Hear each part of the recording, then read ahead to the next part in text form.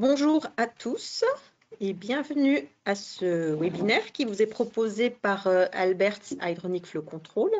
Je suis Sophie Kello-Gagnon, je suis en charge des formations techniques pour Alberts Hydronic Flow Control, donc pour les marques Flamco et Comap.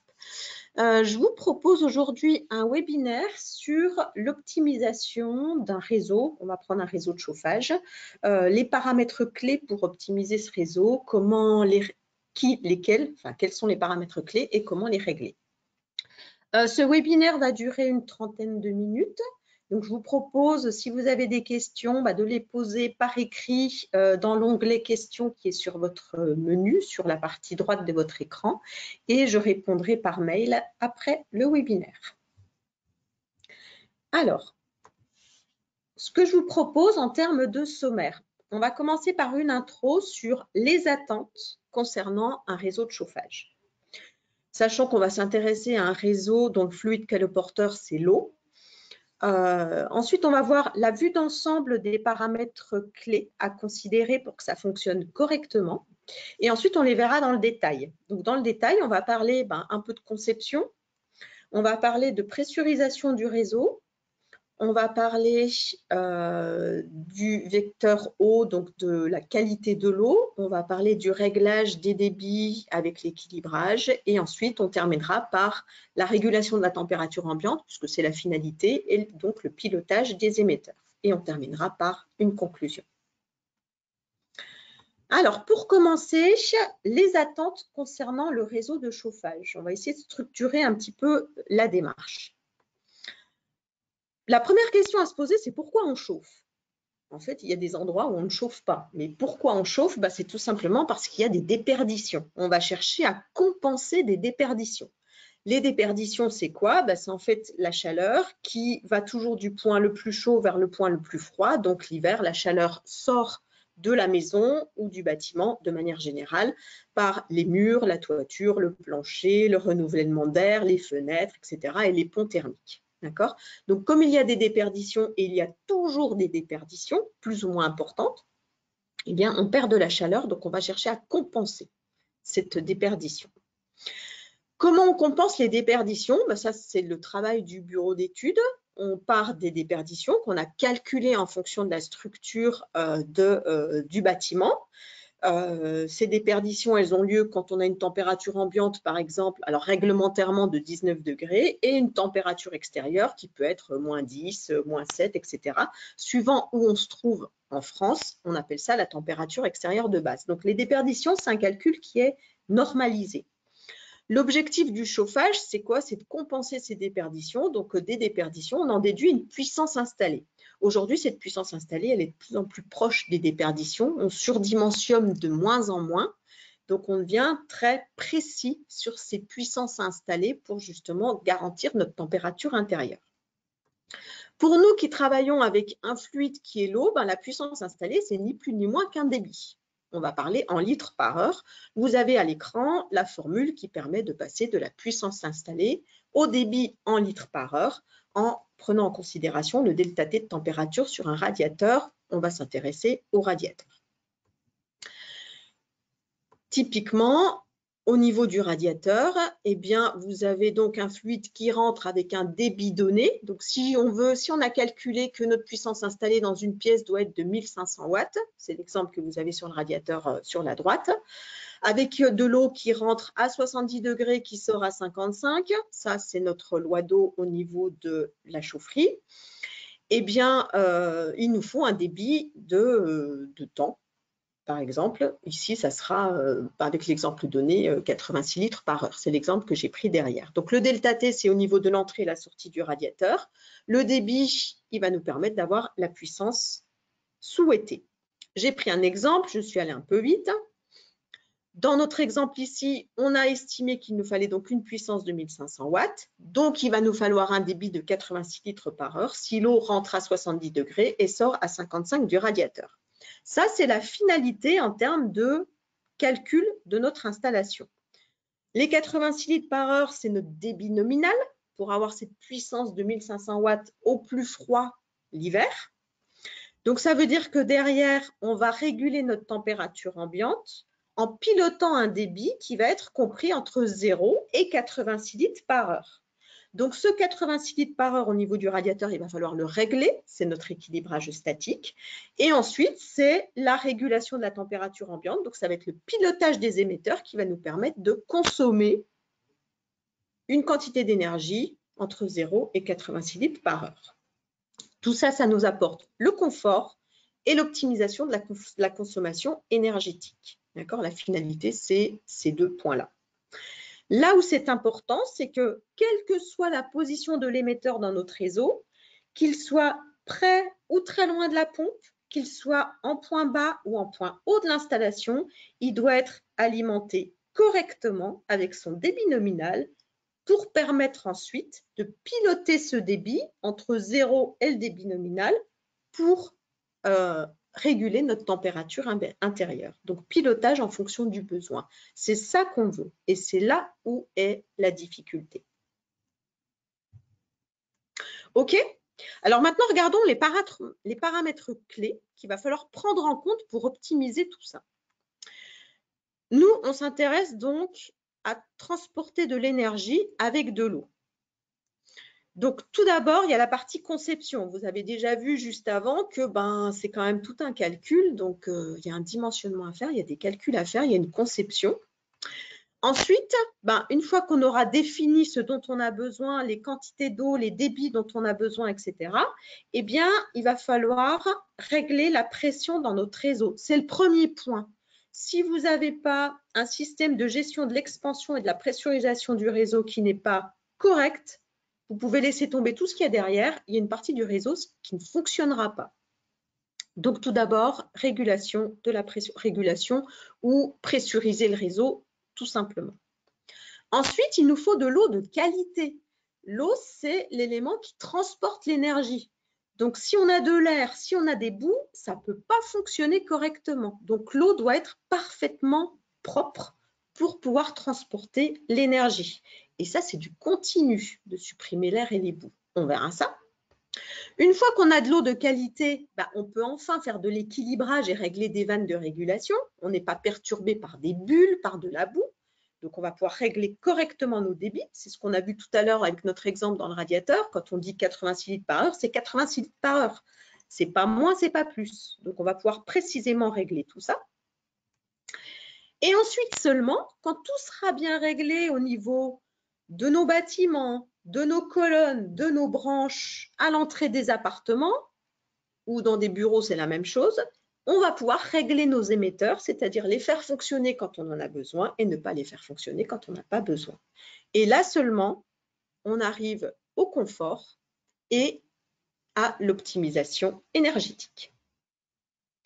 Maintenant, on va aller dans tous les paramètres petit à petit.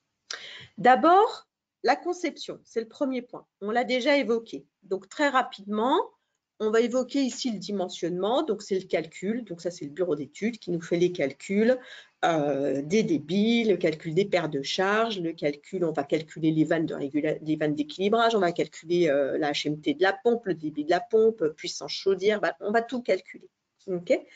Et ensuite, on va définir le réglage des vannes une fois qu'elles sont choisies, etc. J'ai pris l'exemple ici d'un réseau avec des modules thermiques d'appartement. C'est un réseau complet qui se calcule de A à Z. Donc ça, c'est la première partie. Il ne faut pas se louper dans les calculs, mais globalement, il n'y a pas tellement de soucis par rapport à ça. Le deuxième point, c'est le choix des équipements. Là, il ne faut pas se planter. J'ai pris ici un exemple flagrant qui est l'exemple de la bâche ouverte pour le système de pressurisation et de gestion de l'expansion.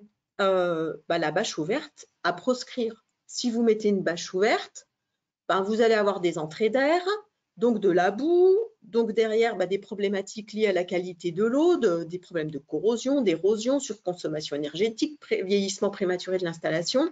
Donc là déjà, ça ne va pas.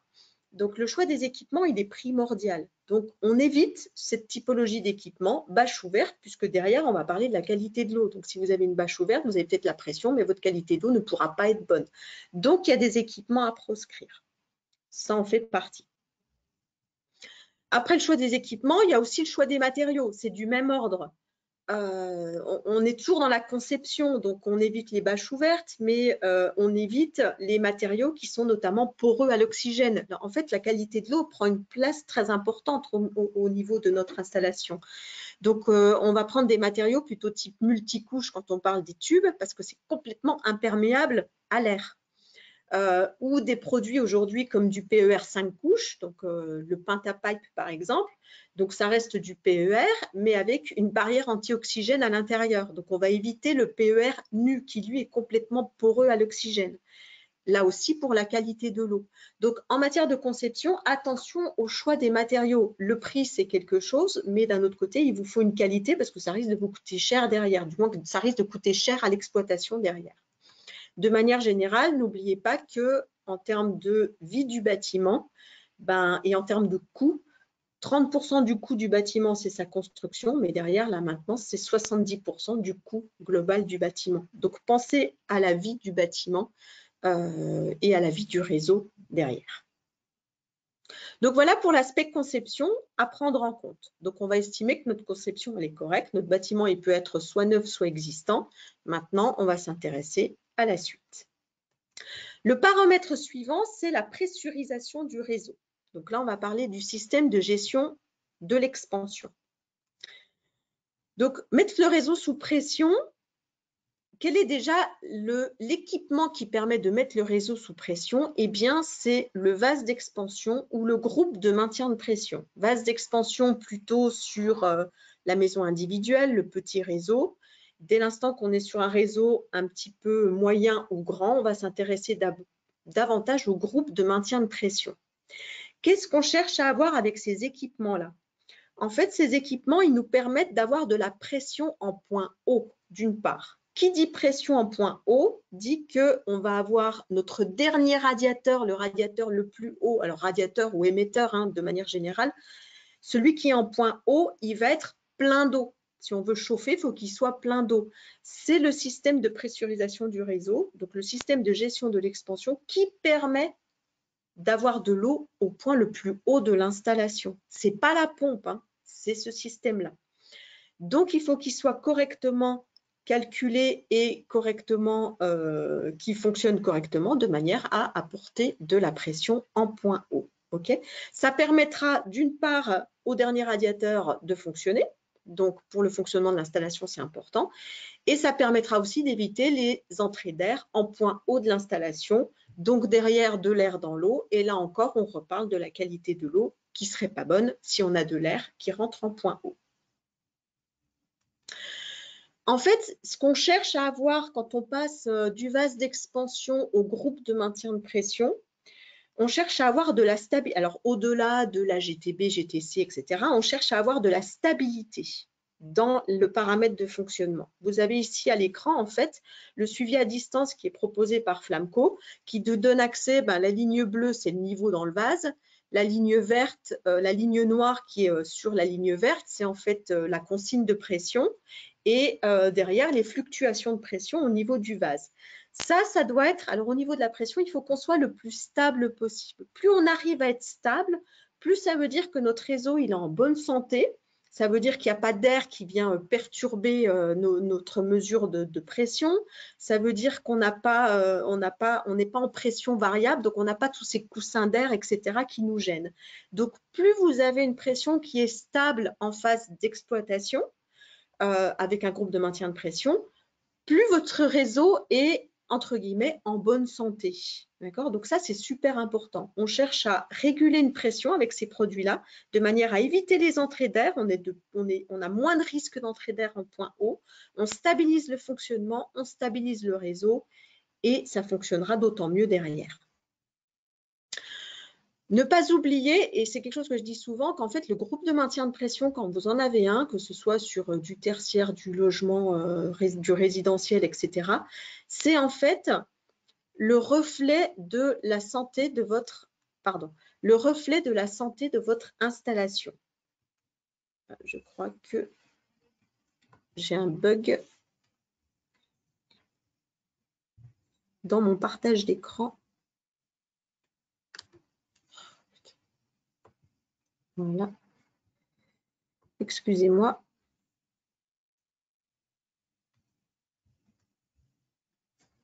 C'est bon, c'est revenu. Désolée. Voilà, je dis souvent que le groupe de maintien de pression, c'est le reflet de la santé de l'installation. Votre groupe de maintien de pression, c'est un produit intelligent. Donc, s'il y a quelque chose qui ne va pas, il va se mettre en erreur ou montrer des erreurs. Et la plupart des erreurs, la plupart du temps, les erreurs, c'est niveau d'eau trop bas ou pression basse. C'est souvent ça. Il peut aussi se mettre en sécurité. Par exemple, si vous avez un nombre d'appoints d'eau qui est trop important sur un temps donné, il va vous dire attention, ce n'est pas normal, il se met en sécurité, il y a une fuite. Il va vous dire la quantité d'eau d'appoint est trop importante. Pareil, ou des durées d'appoint trop importantes, ou un temps entre deux appoints trop court. Ça permet de détecter qu'il y a des fuites. N'oubliez pas que l'eau n'est pas compressible. Donc, si jamais vous avez un niveau d'eau qui descend, que vous avez une pression qui descend, c'est qu'on perd l'eau quelque part. Donc, il y a forcément une fuite quelque part. Voilà. Donc, la conséquence de ça, c'est que vous avez un produit qui vous dit attention, il y a un problème sur votre réseau. Et les conséquences, c'est quoi? Derrière vous, vous faites des appoints. Vous renvoyez dans le réseau de l'eau neuve, pleine d'air, pas forcément dégazée, non conditionnée. Vous avez là aussi des entrées d'air en point d'eau. Dès l'instant que vous chutez en pression, vous avez des entrées d'air en point d'eau. Donc, attention, plus votre produit fonctionne de manière stabilisée, moins vous avez d'erreurs, plus c'est que ça fonctionne correctement. Donc ça, c'était le premier point, pressurisation du réseau. Une fois que notre réseau est en pression, donc on n'a pas d'entrée d'air en point haut, on peut s'intéresser au second paramètre clé qui est la qualité de l'eau. Alors, la qualité de l'eau, globalement, là encore, on s'intéresse à l'air puisque la plupart des problèmes viennent de l'air. Vous avez, à cause de l'air, de la corrosion par l'oxygène dissous, en forme de la magnétite. Vous avez, à cause de l'air, de l'érosion, à cause des bulles. Les bulles se baladent dans le réseau, donc on fait de l'érosion. Vous avez un métal qui s'érode très très bien, c'est le cuivre. Et là, c'est de l'érosion, ce n'est pas de la corrosion. Donc ça veut dire que quand on érode une surface cuivrée, on a des particules de cuivre dans l'eau. Elles vont se balader et elles vont venir par corroder, elles vont finir par corroder toutes les surfaces qui sont moins nobles que le cuivre, donc tout ce qui va être acier par exemple, ou du zinc, ou des choses comme ça, ou de l'aluminium, on va corroder. Ensuite, vous avez, là encore à cause de l'oxygène, du développement bactérien si on est à basse température. Tout ça, ça forme les boues. D'accord? La plus grosse partie des boues, elle vient de l'air qui rentre dans le réseau. C'est pour ça que je vous parle un petit peu de l'air depuis le début. Ensuite, l'air, qu'est-ce que ça provoque? Une mauvaise circulation de la chaleur. Ça va empêcher l'eau de circuler. Ça a un haut pouvoir isolant. Les bulles ont tendance à se mettre contre les parois, des radiateurs notamment, donc ça chauffe beaucoup moins. Ça fait du bruit. On va surconsommer énergétiquement parlant. On va dégrader les corps de pompe, les corps de vanne à cause des phénomènes de cavitation. Et du coup, derrière, on a des bulles, donc on apporte de l'instabilité au niveau des vannes de régulation. Sans compter ce dont je parlais juste précédemment, c'est que si vous avez des bulles, vous avez des coussins d'air qui jouent le rôle de vases d'expansion dans le réseau lui-même et du coup des fluctuations de pression. D'accord? Donc l'air, c'est vraiment catastrophique. Donc il faut vraiment s'atteler à enlever l'air en continu dans notre réseau. Pour ça, en fait, il y a plusieurs systèmes de séparation qui sont complémentaires les uns des autres. Tout d'abord, vous avez tout ce qui est purgeur d'air, qu'on va choisir en fonction finalement de la puissance de l'installation. Donc, les purgeurs d'air sont là pour évacuer les poches d'air qu'on trouve en point haut. Ce qu'il faut savoir et ne pas oublier, c'est qu'ils sont essentiellement efficaces quand le réseau est à l'arrêt. Pendant la phase d'exploitation du réseau, donc quand le réseau tourne entre le mois d'octobre et le mois d'avril, ils sont quasi inutiles. Il y a quelques purgeurs qui vont être à des endroits bien spécifiques où on arrive toujours à coincer des poches d'air, à former des poches d'air. Donc ceux-là, ils vont fonctionner. Mais la plupart du temps, les purgeurs en exploitation, ils ne fonctionnent pas, ils ne servent à rien. Les bulles d'air, elles se baladent. Donc il faut un autre système.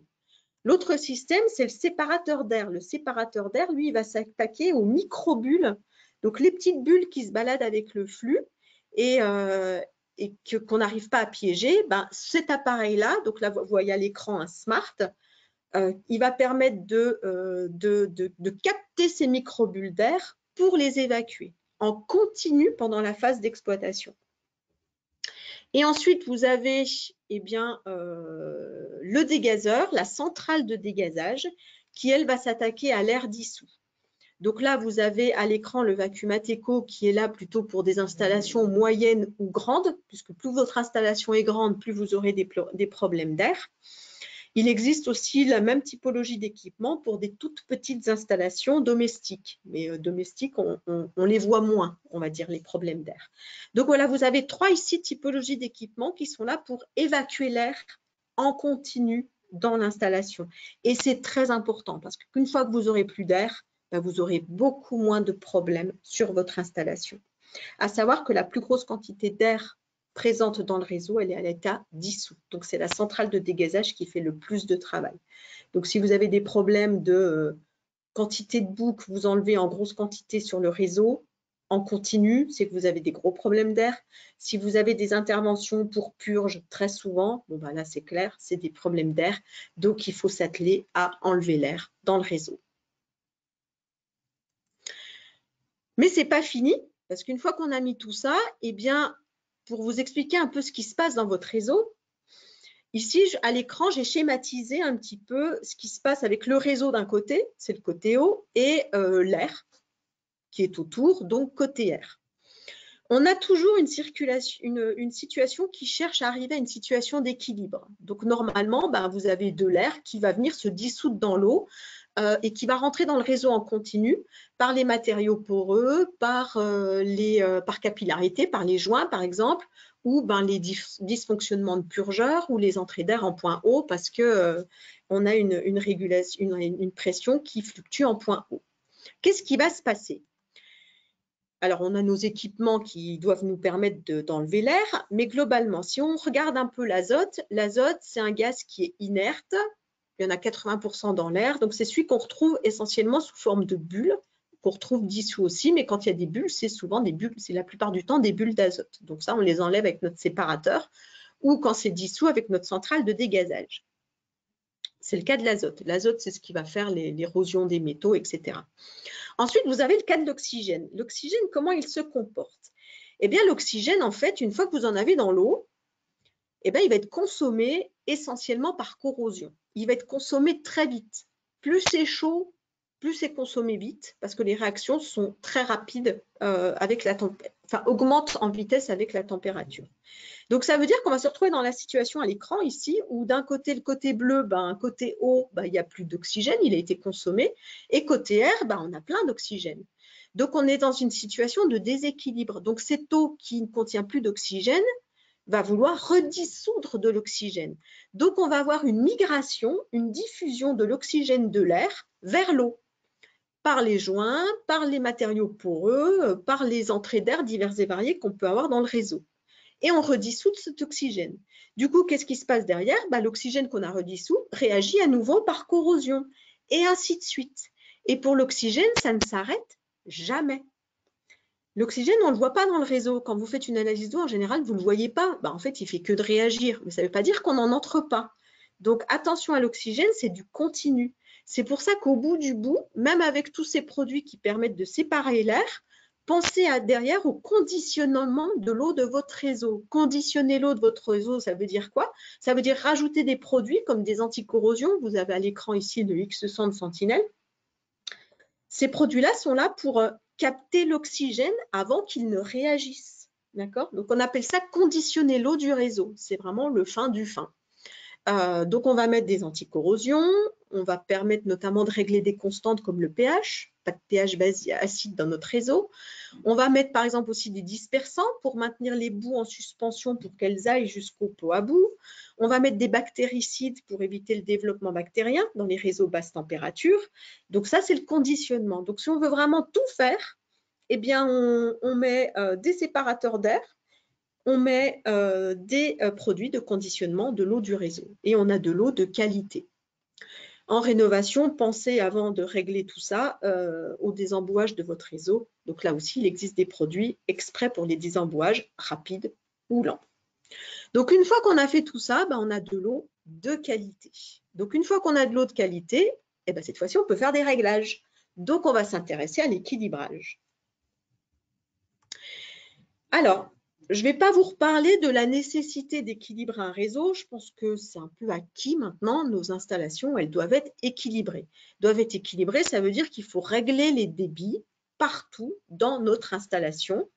Donc, quand on parle de régler les débits, déjà, c'est le débit nominal. Donc, ça, c'est l'équilibrage statique. L'équilibrage statique, il faut le faire tout le temps, d'accord, sur toutes les installations neuves. Et si on a des gros projets d'isolation, par exemple, du bâtiment, derrière, on va avoir une demande de chaleur qui va être différente. Donc, il faut refaire l'équilibrage de l'installation, notamment parce que la demande a baissé.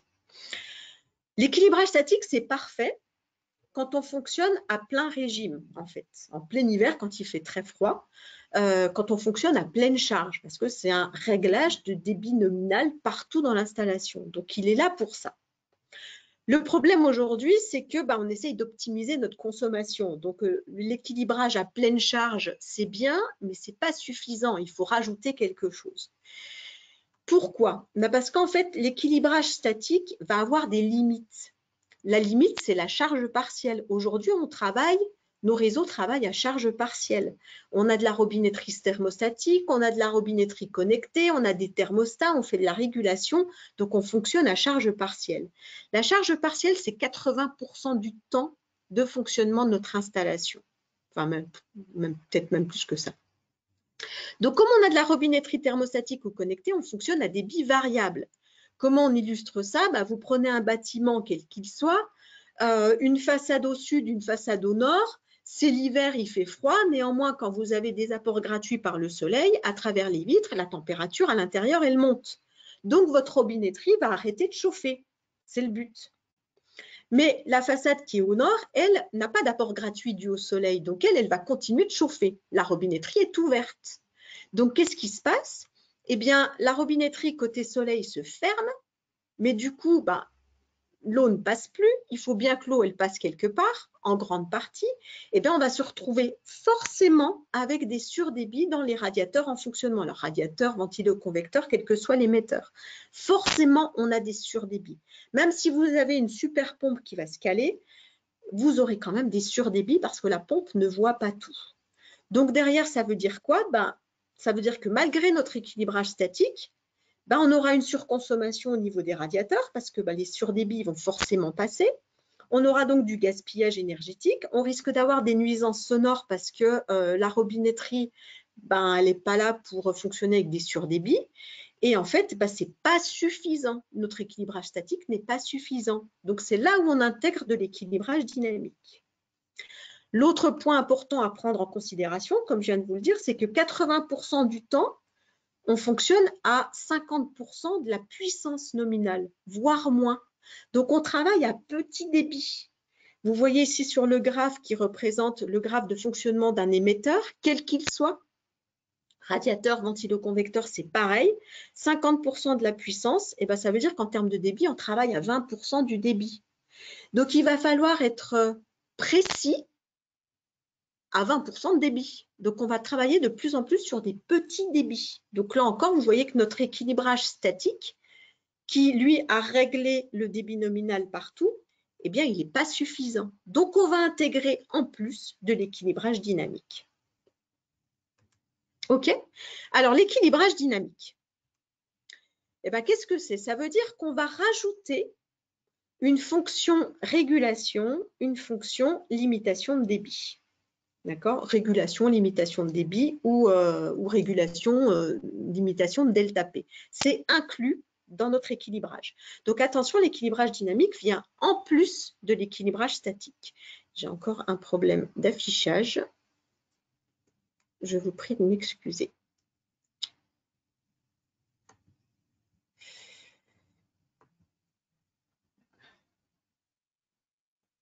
OK. Excusez-moi. Normalement, c'est bon.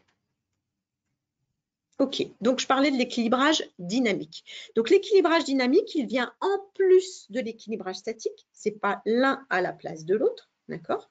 C'est l'un plus l'autre. Donc on va rajouter donc une régulation, une limitation de débit ou de delta P. Donc, qu'est-ce que ça va nous permettre d'avoir en termes de résultats? C'est que le débit qu'on aura réglé, il ne sera jamais dépassé. Donc, on n'a plus de surdébit nulle part. Donc, notre consommation, elle va être au plus juste et notre confort au niveau température intérieure régulée, elle sera plus correcte aussi. Idéalement, cette régulation qu'on va rajouter, on va essayer de la mettre au plus près de l'émetteur, puisque plus la régulation est proche de l'émetteur à régler, plus on sera précis et efficace. Au niveau du radiateur, ça veut dire quoi? Ça veut dire qu'on va rajouter, par exemple, des corps thermostatiques auto-équilibrants. On est au plus près du radiateur, d'accord? Donc, des produits type Autosar, proposés par Comap. Ça veut dire que dans notre corps thermostatique, sur lequel on aura réglé notre débit nominal, puisqu'un corps thermostatique, ça se règle, donc on aura fait l'équilibrage statique, à l'intérieur, il y a une fonction limitation de débit qui fait que le débit qui va passer à l'instant T dans notre robinet thermostatique, il va être régulé. D'accord? Et il ne sera pas dépassé, quoi qu'il se passe par ailleurs dans le réseau, dans le bâtiment. Du coup, en plus de cet équilibrage statique, derrière, on a les fonds. En plus de cet équilibrage dynamique, on va rajouter donc de l'équilibrage statique de colonne, etc. Donc ça dépendra de la stratégie d'équilibrage. Si on prend le cas des ventiloconvecteurs, par exemple, là, on va s'intéresser aux vannes automatiques, d'accord? Ce qu'on appelle une vanne automatique, une PICV, encore une vanne indépendante de la pression. Pour Comap, c'est la Vivax G2. Eh bien, ici, on est sur un cas de figure où notre vanne automatique qu'on aura réglée, là encore, on va régler le débit nominal sur notre vanne automatique. Donc, une vanne automatique, ça se règle. Derrière, elle va faire en sorte que le débit qui va passer donc en fonction de ce que voudra le thermostat dans la pièce, parce que derrière, il y a une fonction régulation, eh bien, il ne sera pas dépassé. On ne surconsommera pas. D'accord? L'avantage d'une vanne comme la Vivax G2 sur un ventiloconvecteur, c'est une vanne qui, elle, a la capacité de travailler de manière précise à tout petit débit. D'accord? Et donc, on reprend ce que je viens de vous dire précisément, juste avant. On fait de la régulation de débit, on limite le débit, il ne sera pas dépassé, pas de surconsommation et on apporte de la précision à petit débit. Et derrière, une fois qu'on a cet équilibrage dynamique, eh bien, on n'a pas de surconsommation. On est donc efficace en termes de surconsommation énergétique et du coup de régulation de température ambiante. Voilà pour la partie équilibrage. Une fois qu'on a fait tout ça, eh bien maintenant, on peut s'intéresser au contrôle des émetteurs, c'est-à-dire qu'on va consommer quand on a besoin et pas consommer quand on n'a pas besoin. Et là, on a un réseau qui va être complètement optimisé. Donc, le contrôle des émetteurs, c'est quoi? Aujourd'hui, on utilise des têtes thermostatiques ou encore des têtes connectées. Vous avez à l'écran la tête Sensity de Comap et le Comap Smart Home, la tête connectée du Comap Smart Home. En termes de fonctionnement, qu'est-ce qu'on peut dire? Eh bien, au niveau de la tête thermostatique, eh bien, elle va s'ouvrir ou fermer en fonction de la température qu'on va réguler. C'est complètement local. Imaginons qu'on veuille 20 degrés, donc ça veut dire position 3. Eh bien, si la température est en dessous de 20 degrés, c'est l'exemple de gauche, eh bien, la tête thermostatique va ouvrir l'alimentation du radiateur et lorsque la température est au-delà de 20 degrés, la tête thermostatique va fermer l'entrée du radiateur. C'est complètement local, donc là, le réglage de 3 se fait localement sur la tête. Au niveau de la tête connectée, notre tête connectée, elle est équipée de capteurs de température et ça passe, ça peut être local, mais ça passe essentiellement par une appli sur laquelle on va faire des programmes. Donc là, on a un fonctionnement qui peut être, qui est à distance, donc absolument pas local. Alors, on peut faire du local, mais on peut surtout faire du à distance avec des programmes. L'association tête thermostatique et thermostat, eh bien, la partie tête thermostatique, c'est que local. Donc, ça veut dire que si on veut gérer des absences, si on veut gérer une température de nuit de manière globale, eh bien, on va passer par un thermostat. Le thermostat va permettre, lui, de piloter la quantité d'eau qu'on va envoyer au niveau du logement. Donc, il va piloter en général la pièce la plus froide et on va faire de l'abaissement de température avec la tête thermostatique. La tête thermostatique, c'est local. Le thermostat, suivant ce qu'on prendra comme thermostat, ce sera du local ou du à distance. D'accord? Ici, à l'écran, vous avez le Comap Smart Home qui permet de travailler à distance. Avec la tête connectée, on a quelque chose en plus. La tête connectée nous permet de faire quelque chose à distance, de tout piloter à distance. Et le thermostat, on peut rajouter le thermostat en plus. Ici, c'est le Comap Smart Home. Donc, ça veut dire que s'il n'y a pas de demande, que le thermostat n'est pas en demande, on peut avoir une demande qui vient d'une tête thermostatique sur le bureau, par exemple. Vous travaillez dans la journée, vous êtes en télétravail. Donc, vous travaillez dans le bureau, toutes les autres pièces ne sont pas occupées. Vous pouvez demander, grâce à la tête connectée, que seul le bureau soit chauffé. C'est un des avantages de ce système-là. Donc là, on peut vraiment tout faire en termes de consommation énergétique. Le bénéfice de la robinetterie thermostatique, globalement, c'est quand même le système le plus économique pour piloter réguler une température intérieure, mais c'est un système qui est local.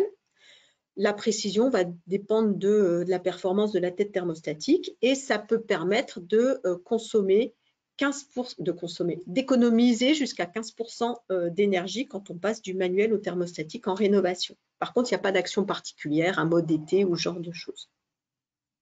Après, vous avez les bénéfices apportés par la tête connectée. La tête connectée, ce qui est intéressant, c'est que on fait du à distance. Donc là, à distance, on peut piloter son installation. Mais c'est intéressant notamment dans des ensembles type école, gymnase, collège, lycée, etc. Dans des endroits touristiques, par exemple, parce que ça va permettre, on va pouvoir piloter zone par zone. On peut piloter un internat, on peut arrêter de le chauffer quand l'école, les enfants sont à l'école. Donc, on va piloter les salles de cours, on peut piloter les bureaux, le gymnase, etc. On peut tout piloter. À part, en fonctionnant par zone. Si c'est du tourisme, on peut asservir le chauffage d'une chambre avec un calendrier de réservation, par exemple. Donc là, l'intérêt, c'est qu'on peut vraiment tout faire et optimiser complètement le chauffage d'une zone par rapport à une autre. Donc là, on va vraiment très loin dans l'optimisation énergétique tout en assurant le confort, puisque le but, c'est quand même qu'on ait du confort. Donc, les économies d'énergie, par rapport au thermostatique, ça peut aller jusqu'à 15% en plus. Donc, par rapport au manuel, on est sur du 30%. Donc là, vraiment, on affine. On veut le confort et en même temps, on veut le confort quand on est là et on ne chauffe pas quand on n'est pas là ou on réduit la chauffe. On arrive au bout tout de même. Ça fait quand même pas mal de piliers. Donc, ce qui est important ici, c'est que tout va être important si on veut avoir des économies et du confort. Mais par contre, il faut quand même prendre les choses par le bon bout, c'est-à-dire ne commencez pas à la fin. Si votre projet, c'est juste de enlever tout ce qui est en rénovation, par exemple, enlever tout ce qui est manuel et mettre du thermostatique, faites attention à tout ce qui est en amont. Si votre équilibrage n'est pas fait, ça ne fonctionnera pas. Si vous avez de l'air, des bouts partout, ça ne fonctionnera pas non plus. Donc, pensez à tous ces piliers qui finalement sont importants. Et si vous avez, parce que c'est quand même coûteux, si vous avez comme projet de rénovation, des projets de rénovation, commencez par le début. Ça permettra d'être sûr d'arriver au résultat. Ça prendra peut-être du temps, mais au moins vous êtes sûr d'arriver au résultat. Donc, commencez bien par pilier par pilier. Pensez aussi au support Flamco Comap dans vos projets. On peut vous aider dans vos stratégies d'équilibrage, on peut vous aider dans les dimensionnements de réseau module thermique d'appartement, on peut calculer vos systèmes d'expansion, on va les mettre en service. Donc, pensez au support du fabricant qui peut vous aider dans tous ces piliers. J'ai terminé avec ce webinaire qui était peut-être un petit peu long. N'oubliez pas, voilà, juste pour info, sachez qu'on met en place des formations en présentiel sur notre site d'Abbeville, dans la Somme. Donc, il y a des dates qui sont définies. D'ailleurs, on va commencer par la partie calcul de vases d'expansion, mise en service des vases d'expansion, donc tout ce qui tourne autour des vases d'expansion et des groupes de maintien de pression, en présentiel en avril, 15 et 16 avril, sur le site d'Abbeville. Vous avez un programme qui est en ligne sur le site d'Albert HFC France et vous pouvez vous inscrire en ligne pour justement participer à ces formations en présentiel. À chaque fois, c'est des durées d'1 journée de formation avec une visite du site d'Abbeville. Donc, profitez-en, inscrivez-vous, ça va être intéressant. Je vous remercie d'avoir suivi ce webinaire Et je vous dis à bientôt au mois de mars pour le prochain webinaire qui va être plus axé sur le plancher chauffant et les nouvelles dalles. En attendant, rejoignez-nous sur les réseaux sociaux et passez une excellente journée. Merci, à bientôt.